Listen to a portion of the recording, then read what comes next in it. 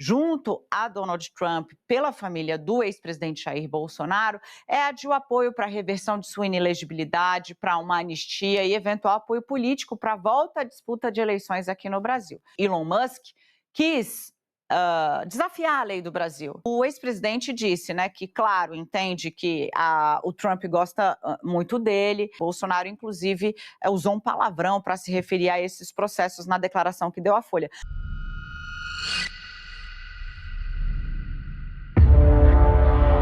Ontem eu estava surfando no X quando eu dei de cara com a adoradora oficial do Janjo, Daniela Lima.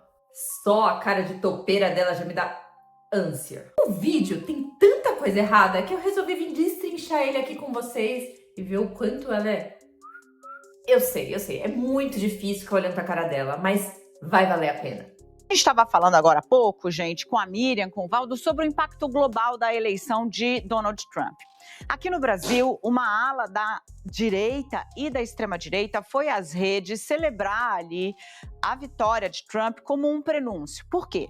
Vamos entender uma coisa. Dos poucos convidados que Trump levou até a casa dele em Mar-a-Lago para acompanhar a apuração, estava Eduardo Bolsonaro. Não é segredo para ninguém que uma das principais, ou dos principais pleitos que é feito junto a Donald Trump pela família do ex-presidente Jair Bolsonaro é a de o apoio para a reversão de sua inelegibilidade, para uma anistia e eventual apoio político para a volta à disputa de eleições aqui no Brasil. Isso ficou explícito, não estou contando um segredo para ninguém, nas redes e até numa entrevista. Não foi exatamente uma entrevista, me parece declarações que o ex-presidente deu ao jornal Folha de São Paulo, que a gente vai repercutir aqui hoje. Pois muito bem. Ministros do Supremo Tribunal Federal estão desde ontem oscilando entre o gracejo, a ironia e a firme rejeição da tese de que pode haver algum tipo de pressão que surta efeito dos Estados Unidos sobre a Corte. Não há previsão legal, constitucional, não há nada no ordenamento jurídico que permita que dê a um presidente de fora suficiente para fazer qualquer tipo de intervenção dentro da Corte Constitucional, da Corte mais alta do Brasil. Os ministros rechaçam qualquer possibilidade. Então quer dizer que não existe nenhuma previsão legal para os Estados Unidos pressionarem para o Bolsonaro voltar a ser elegível? Mas é lógico que não tem, não existe uma lei para isso. Estúpida. Mas os Estados Unidos preza pela liberdade e contra a ditadura. E tá o mundo inteiro vendo a escalada ditatorial que tá correndo aqui. E com isso, os Estados Unidos podem sim colocar dificuldades e sanções se isso continuar acontecendo. E lembrando que a lei que exclui visto americano para autoridades que pratiquem censura contra os americanos ainda não foi votada, isso é verdade, mas ainda vai. E com o Congresso mais conservador ainda. Quero só ver até quando a STF vai ficar fazendo piadinha. E tem um episódio muito recente que rapidamente foi esquecido por conveniência. O bilionário que lá nos Estados Unidos conseguiu, com o aval da justiça, leiloar 5 milhões de dólares por apoio a Trump, estou falando de Elon Musk, quis desafiar a lei do Brasil. E deu de frente com decisões suportadas pela maioria, por turmas da corte, por outros ministros, como Zanin, como integrantes da primeira turma, defendidas pelo presidente Luiz Roberto Barroso, deu de frente com Alexandre de Moraes. Você percebeu como ela precisa dar embasamento pro que ela tá falando, mesmo que errado? Ela explica as coisas como se estivesse falando com um bando de idiotas. Se bem que quem assiste Globo News realmente tem que ser um pouco idiota, né? Há lei no Brasil. Elon Musk tentou não cumpri-la, retirando seu escritório jurídico e tentando fazer do X algo à parte do que demanda a Constituição e pelo menos outros 3 artigos de leis de códigos diferentes do Brasil. Então, esse episódio é mencionado. Olha, a lei, ela se sobrepõe. Vai fazer espuma? Vai fazer ruído? Vai ter engajamento de rede social? Vai.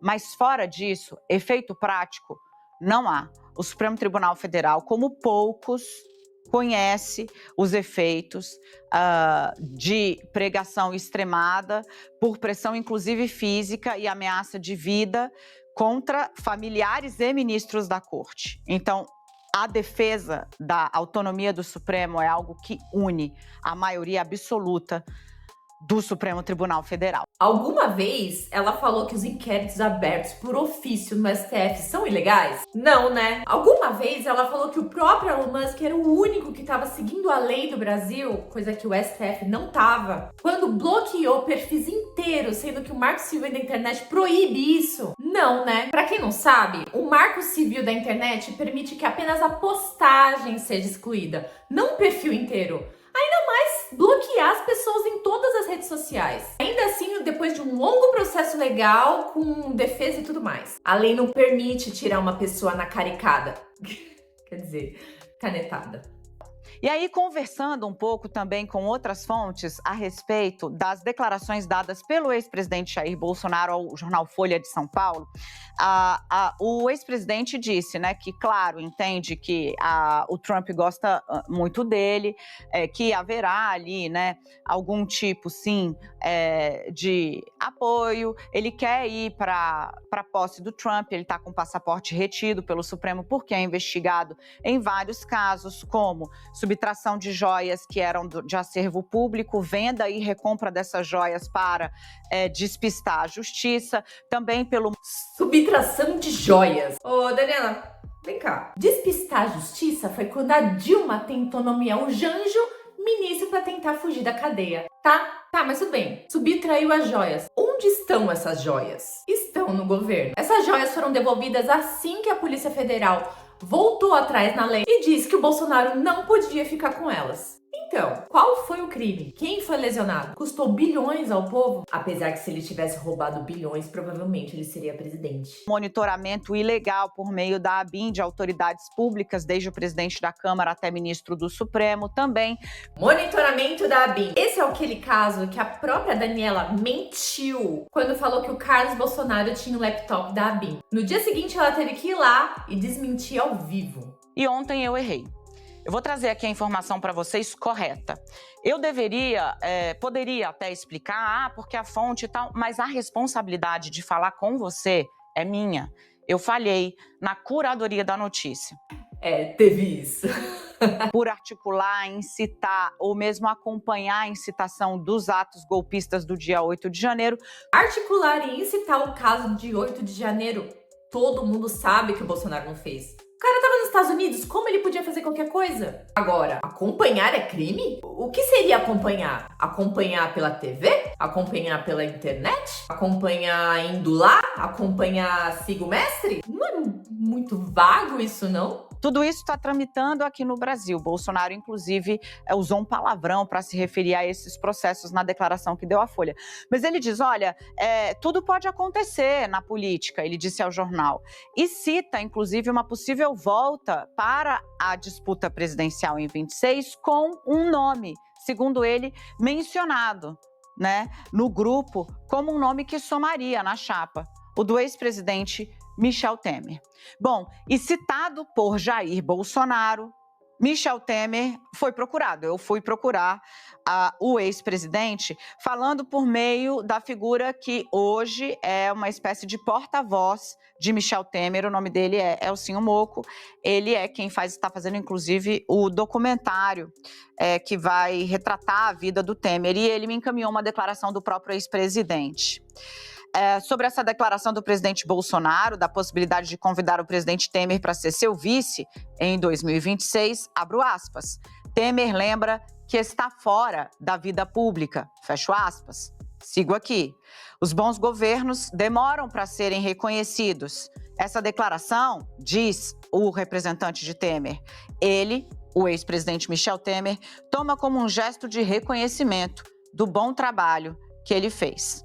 O presidente Temer vive o seu melhor momento, tanto na advocacia como no reconhecimento público. Ele só tem do que se orgulhar. Sabe por que ela menciona o Temer? Porque o Temer seria um bom nome para vice. Verdade. O Temer traria toda a força do Centrão e acalmaria os ânimos do STF. E não, eu não acho que o Temer ia querer fazer impeachment do Bolsonaro assim que eles entrassem no poder. Porque o impeachment, ele depende muito do povo na rua. E o povo só vai pra rua quando a economia tá muito mal. Que é o que aconteceu com a Dilma. E a gente sabe que ele traria Paulo Guedes novamente. Com Paulo Guedes lá, nossa economia estaria salva. E digo mais, um sinal que o Temer seria um bom nome é a Dopera Lima ter ido atrás pra desmentir. Isso seria muito bom pra direita mesmo. Tá, mas e aí? O que eu acho sobre tudo isso? Com Trump, deputados, senadores e a Suprema Corte americana com maioria de conservadores, com certeza vai ter uma boa pressão para que a ditadura brasileira se acalme. Agora, se isso vai funcionar? Eu não sei. Sinceramente, eu acho que o STF não vai ceder assim tão fácil. Antes de cair, eu acho que eles vão dobrar a aposta. Eles já foram longe demais. E voltar atrás em tudo que eles fizeram mostra a perda de poder. E quem que gosta de perder o poder, né? Mas vamos ver as cenas dos próximos capítulos para ver o que acontece nesse humilde paizinho. Se você chegou até o final desse vídeo, deixa seu like, comenta o que você mais gostou, compartilha com todo mundo. E se você não gostou, manda para aquela tua tia petista, sabe? Vai que ela abre a cabeça dela. E esse fim de semana tem mais e vejo você no próximo vídeo.